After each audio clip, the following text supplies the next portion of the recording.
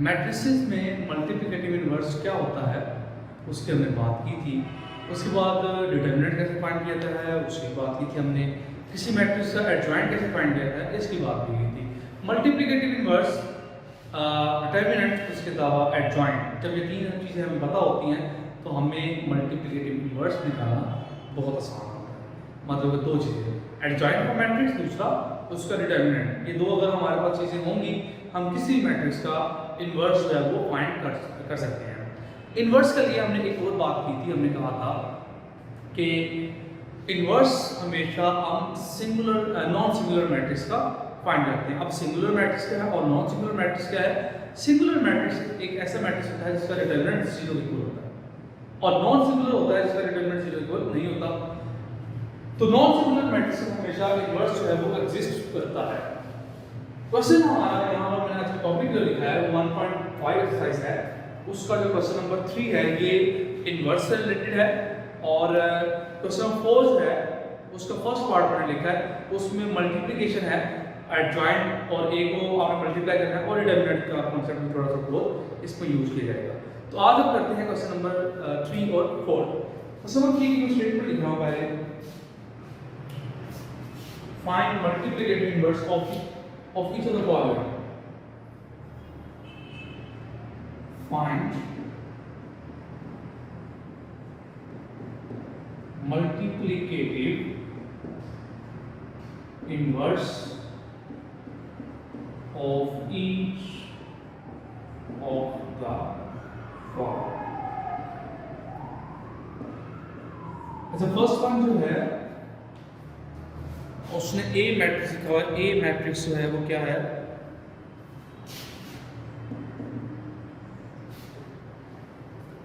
-1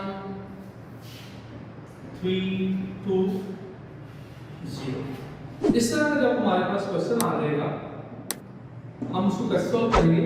सबसे पहले हम इसका फार्मूला लिखेंगे कि जो ए इनवर्स होता है उसका फार्मूला क्या होता है? ए इनवर्स इक्वल होता है एडजॉइंट ऑफ ए ओवर ए का डिटरमिनेंट, ये होता है। अब ये दोनों चीजें जो है वो हमें बारी बारी निकालना पड़ेगी इसमें। तो हम पहले फाइंड कर लेते हैं डिटरमिनेंट। डिटरमिनेंट ऑफ ए हम क्यों पहले फाइंड कर लेते हैं? वैसे तो बाद में फाइंड कर सकते हैं लेकिन पहले फाइंड करने से ये फायदा होता है, अगर इसका आंसर 0 आ जाता है तो आप उस क्वेश्चन को उसी जगह पर खत्म कर देते हैं। अगर आंसर 0 नहीं आता तो फिर आगे आप कंटिन्यू करते हैं, एडजॉइंट फाइंड करते हैं, उसको फार्मूले पुट करते हैं और वैल्यूज आप अपना इनवर्स जो है वो फाइंड करते हैं। तो यहाँ पर ए डिटरमिनेंट जो है वो आएगा। ए डिटरमिनेंट हमें पता कैसे निकाला जाता है? -1 3 2 0, ये डिटरमिनेंट फॉर्म में लिख दिया। उसके बाद कैसे डिटरमिनेंट निकाला जाता है? इसको इसके साथ मल्टीप्लाई, मतलब कि -1 को आप मल्टीप्लाई करेंगे 0 के साथ, फिर -3 को 2 के साथ और ये आ जाएगा -6। तो ए डिटरमिनेंट इक्वल टू 0 नहीं आया, इसका मतलब हम आगे प्रोसेस कर सकते हैं। तो अब एडजॉइंट ऑफ ए जब फाइंड करेंगे तो एडजॉइंट ऑफ ए कैसे आता है? एडजॉइंट ऑफ ए के लिए ये देखिए, ये जो एंट्रीज आपके पास होती हैं, ये वाली एंट्रीज, इनकी आप जगह तब्दील कर देते हैं। यहाँ पर 0 आ जाएगा, यहाँ पर -1, मतलब 0 यहाँ चला गया, ये इसी जगह यहाँ आ गया। उसके बाद दूसरी एंट्रीज होती हैं उनकी आप सिंबल्स चेंज करते हैं। +3 है तो -3 होगा, +2 है तो -2 होगा। तो इस तरह से एडजॉइंट ऑफ ए भी आ गया। अब इन्वर्स फाइंड करना है तो ए का इन्वर्स, उसका फार्मूला हम इसमें पुट करेंगे। एडजॉइंट ऑफ ए क्या निकला है?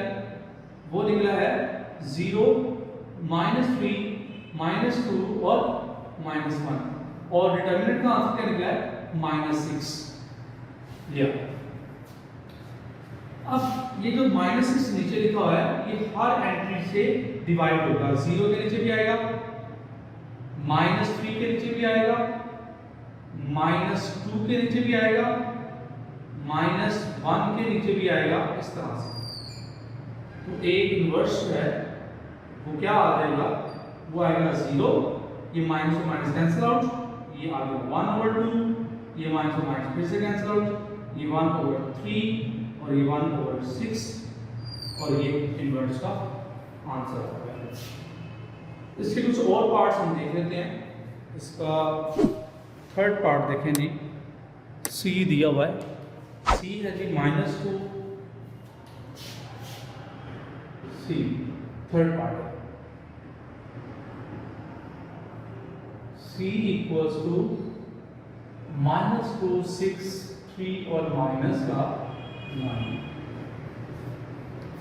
ये क्वेश्चन इसलिए कर रहा हूँ आपको ये पता होना चाहिए अगर डिटरमिनेंट आंसर 0 रहता है तो उसको फिर हम किस तरह से सॉल्व करते हैं।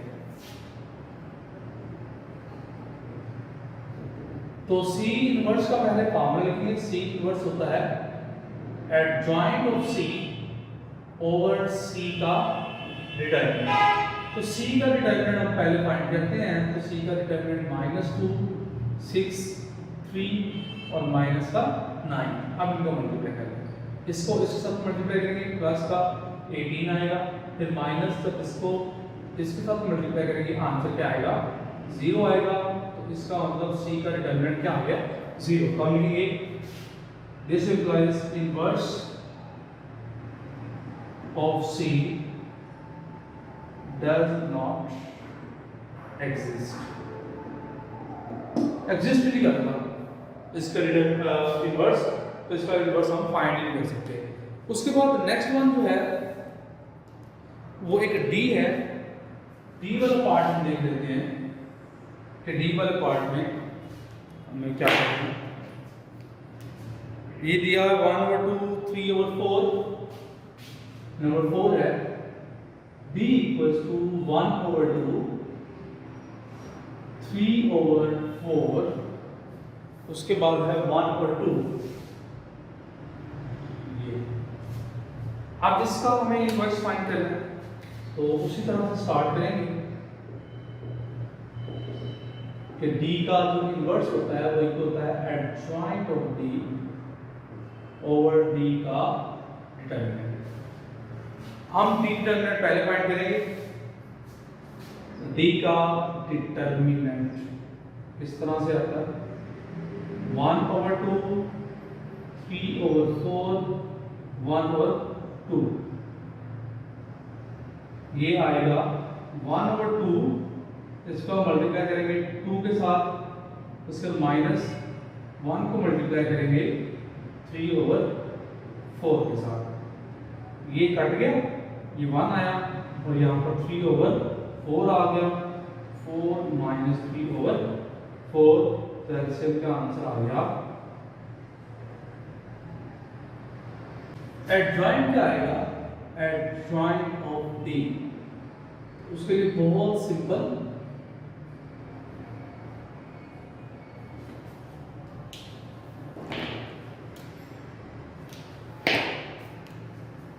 कि इनकी प्लेसेस चेंज करेंगे। D ये है, यहाँ पर 2 आएगा, यहाँ 1/2 आएगा, इसका -1 आएगा और -3/4। अब फॉर्मूला को करते हैं। D inverse adjoint of D 2 -3/4 और -1 और 1/2। और नीचे क्या आएगा, डिटरमिनेंट का आंसर क्या है 1/4। 1/4 देखिए जी, जब फ्रैक्शन के नीचे फ्रैक्शन आ गए तो ये जो नंबर है ये ऊपर शिफ्ट हो जाता है, मतलब कि ये हो जाएगा 4, 2 -3/4, -1 और 1/2। अब हर एलिमेंट जो है वो 4 से मल्टीप्लाई होगा। यहाँ 8 आएगा, यहाँ -3 आएगा, यहाँ -4 आएगा और यहाँ पर क्या आएगा 2 आएगा। इस तरह से if A is equals to 1, 2, 4, 6, 1, 2, 4, 6 and B equals to, लेकिन फर्स्ट पार्ट में पहले लेंगे जब हमें A की जरूरत है, तो फर्स्ट पार्ट में क्या है वो आपको फाइंड करना है A adjoint of A, A adjoint of A equals to adjoint of A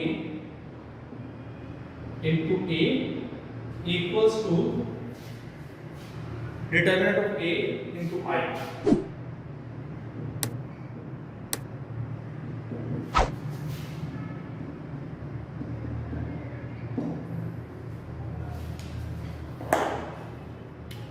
तो स्टूडेंट्स एडजॉइंट ऑफ ए, इनके इससे तीन पार्ट्स हैं। यहाँ पर जो आई मैट्रिक्स जो है ये आइडेंटिटी मैट्रिक्स होता है। तो आई किस इक्वल होता है? आइडेंटिटी मैट्रिक्स है, इसको आप लिखा करेंगे 1 0 0 1। जहाँ भी आई आएगा उसका मतलब ये मैट्रिक्स होगा। ए हमें दिया हुआ है, एडजॉइंट ऑफ ए हम निकाल लेते हैं और डिटरमिनेंट ऑफ ए भी निकाल लेते हैं क्योंकि हमें ये चीज़ चाहिए। तो एडजॉइंट ऑफ ए पहले मैं निकाल लेता हूँ। तो एडजॉइंट ऑफ ए किस तरह से आएगा? 6 1 की जगह चला जाएगा, 1 6 की जगह आ जाएगा, 2 माइनस का हो जाएगा और 4 भी किसका हो जाएगा? माइनस का। तो ये आ गया जी एडजॉइंट ऑफ ए। और नेक्स्ट वन जो चीज चाहिए हमें वो डिटरमिनेंट ऑफ ए है। तो डिटरमिनेंट ऑफ ए यहाँ पर जो है वो इक्वल है 1 2 4 और 6। जब इनको निकाला जाएगा इसको, तो डिटरमिनेंट ऑफ ए ये आएगा 1 को 6 के साथ मल्टीप्लाई करेंगे 6 आएगा, 4 को 2 के साथ करेंगे -8 आएगा। तो डिटरमिनेंट का आंसर आ गया -2। अब उसके बाद हम 1 बाय 1 चीजें जो है जो हमें चाहिए वो हम 1 बाय 1 फाइंड कर लेते हैं।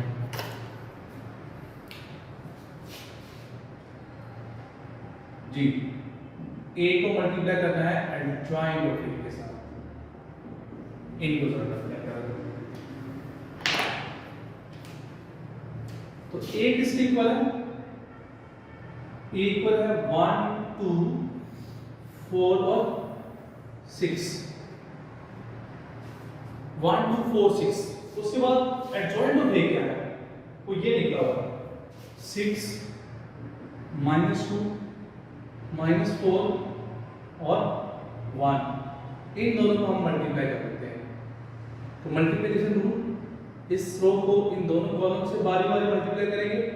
1 को 6 के साथ किया 6 आया, और माइनस का 8 आएगा, 2 को -4 के साथ मल्टीप्लाई करेंगे और ये आएगा -2 और +2। और जब इसको मल्टीप्लाई करेंगे, इसको मल्टीप्लाई करेंगे 6 के साथ, ये 24 और -24। 4 को 8 के साथ किया -8, 4 को 2 के साथ किया और 6 को 1 के साथ करेंगे +6 आएगा। तो ये आ गया -2 0 0 और -2। ये क्या है? a इंटू एडजॉइंट ऑफ ए। इसको हम हाईलाइट कर लेते हैं।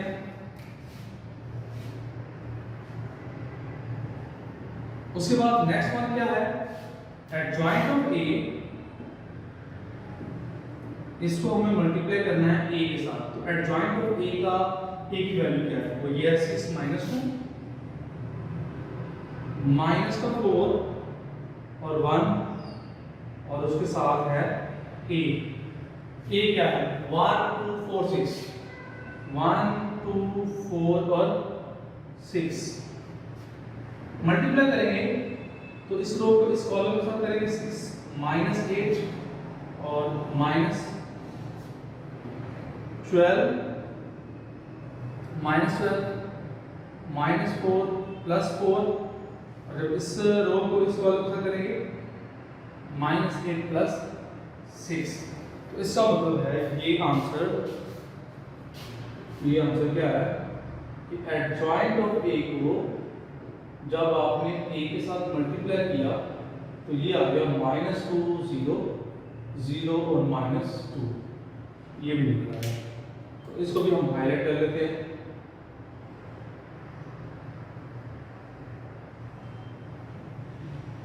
उसके बाद लास्ट वन जो है वो है डिटरमिनेंट ऑफ ए।